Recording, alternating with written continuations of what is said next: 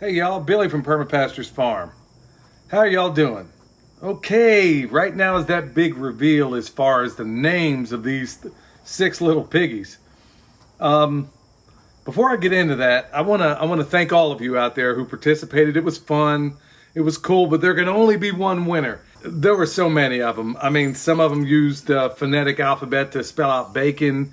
There were some others that had some really good themes. Little House on the Prairie, which sadly, when they said Ma, Pa, and all the rest of them, I was thinking Ma, Pa, Kettle. Totally messed that up. So thank you so much for everybody reaching out. In fact, it probably had more response than any other video we've done. But there is a winner, and it might shock you how I arrived at that winner. And I think it's going to open up a possibility for what I think today just might be the most important video I think I've ever done on this channel. Now, I guess some are probably thinking, man, what could you possibly say? And how on earth does all of this tie into what the pig names were? Well, the winner just happens to be a person named Sam. And he or she, I'm not sure which, didn't give the last name, and didn't reveal their gender. So I don't know who exactly. But I did reach out to him and say, hey, if you're watching this video, go ahead, like I said, email me. And we'll go ahead and get your pimp drip honey on the first thing smoking, all right? So, what did Sam offer, and how is it different from everybody else, and why on earth would I pick that as a winner? And why would I even be making a video about it? Because it seems just that on its face probably seems a little bit absurd. Well, the name Sam came up with was who, what, where, when, why. And they didn't put the how on there, but I'm pretty sure that was part of the intent. Those are going to be the names of the pigs. Who, what, where, when, why, and how. Now, anybody out there right now is probably thinking, okay, what's the significance in any of that? Well, let me kind of weave this tapestry in a different way.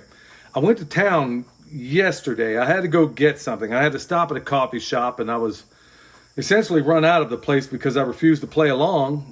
I'll leave it up to your imagination to kind of figure out what that was. I was run out of that place, and it was basically, it brought me back to the who, what, where, when, why, and how. And folks, that is one of the fundamental pillars of, I got props here, okay? The seven liberal arts, okay? Now all this is going to make sense hopefully here in a minute.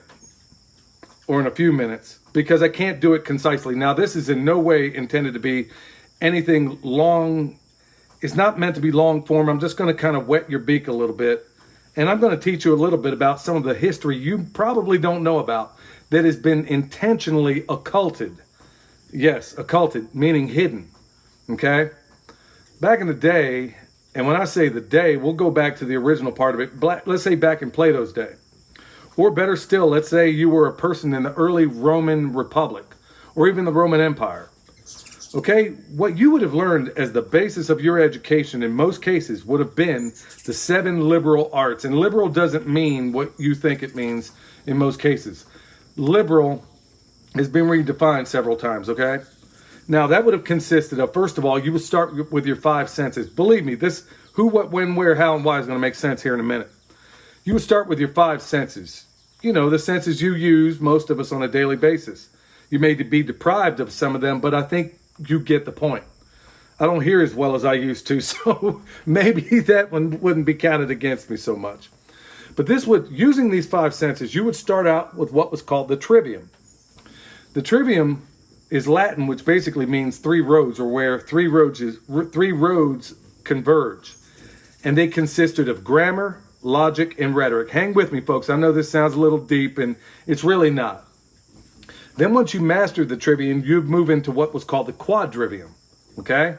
And that was arithmetic, in this order: arithmetic, geometry, music, and astronomy, which is basically number, which is arithmetic, number in space, number in time, and astronomy would have been number in space and time. But this would have been the foundation of your education to create what was called an autodidact, or a person who was able to get basically a PhD understanding in anything given these basic tools. So as an early child, you would have learned this trivium, which I'm going to get into in a moment. And then later on the quadrivium, when you mastered this. And you use part of the quadrivium in the logic section. You don't need to get into all that. I don't need to confuse you with any of that. But this would have been the basic the fundamentals of your education. Now, 150 years ago, in the one-room schoolhouse, and this argument was made by a genius teacher, philosopher, thinker, educator in the biggest way, a guy named John Taylor Gatto. And folks, if you want to have your mind blown, look into his work. He was a regular school teacher that was producing unbelievable autodidacts, using these methods, which, by the way, were extracted from the one-room schoolhouse about 150 years ago. Now, two things happened at that time. This was systematically removed from most classrooms. Now, this was primarily taught in the South. And Gatto makes a pretty convincing argument that they were handing the North in Congress their butts in debates because they still practiced this and used it religiously. The trivium and the quadrivium, okay?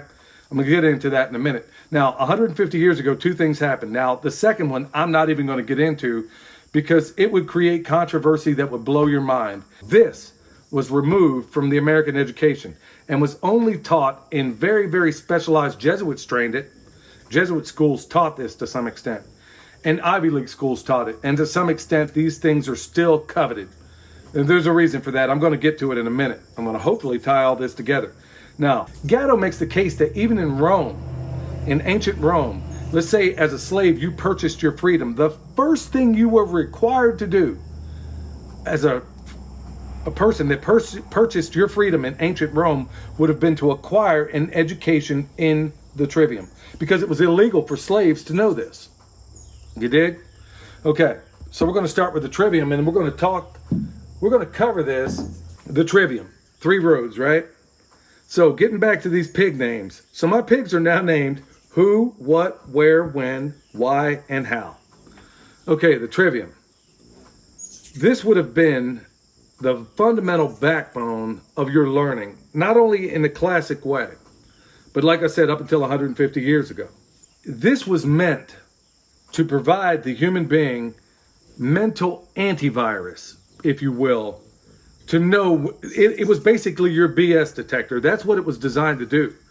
And to teach you to format your thoughts in such a way that made sense to where you could get rid of contradictions and know when you were being hoodwinked and lied to. Like I said, now maybe it's starting to come into view as to why this was removed from schools about 150 years ago. So whenever you were given a piece of information, whenever somebody told you anything, you would put it through this who, what, where, and when, which we can call this your fact-finding mode, okay? Under the grammar section, you would have asked the questions who, what, where, and when, okay? Your fact-finding, or you can look at it as input. After you were satisfied with what you had here, you would move on to the logic section, which is why. You could also look at it as processing. At this point, you would also remove any contradictions because there are no contradictions in nature, okay? So you would take this and figure out whatever fallacious arguments existed, you would toss them out. And there's a whole long list of them out there. You can look up logical fallacies or fallacious arguments. One of the ones I see being used a lot and are hoodwinking people. So let's say you see a person wearing a doctor's outfit, a lab coat and stethoscope. Well, just when you see that, it is meant to create an appeal to authority, okay? You also have other ones like red herring. You have another one I hear a lot, an appeal to tradition, where somebody says, well, we do it this way because it's the way it's always been done. Doesn't make it right. So this is where, in the logic phase, in the processing, where you remove all the contradictions. Then once you get there, your wisdom is the how. So folks, when you're told things today, when all of us are told things today, take note. This is very, very profound here. And I know it really doesn't fit in with permaculture so much. In a way, it really does, because I can make a pretty convincing argument that this is permaculture. This is how it's constructed. This is why I was so drawn to it, is because it is this framework in a very abstract way. The how is the wisdom, is where you're explaining how it all comes together, okay? So, think about it. When you're told things today, I don't care whatever the story is, consider this. Ask yourself, when you are given a story by the mainstream prostitutes, the pundits, the politicians, ask yourself, are they giving you the who, what, where, and when? Or are they giving you the why and how without providing you the who, what, where, and when? Are they giving you the how and the why without any of this? If you think about that, when you think about it, they're putting their logic and the rhetoric before the grammar. It would have never been done this way 150 years ago. It never would have been done this way. And I dare say, I know for a fact that it wouldn't have been done in antiquity. There is a reason why we aren't taught this stuff, folks. This is a reason why I had to go back and learn this. Now, there are a great many of us out there, a great many of you, the people I know in my life that are autodidacts.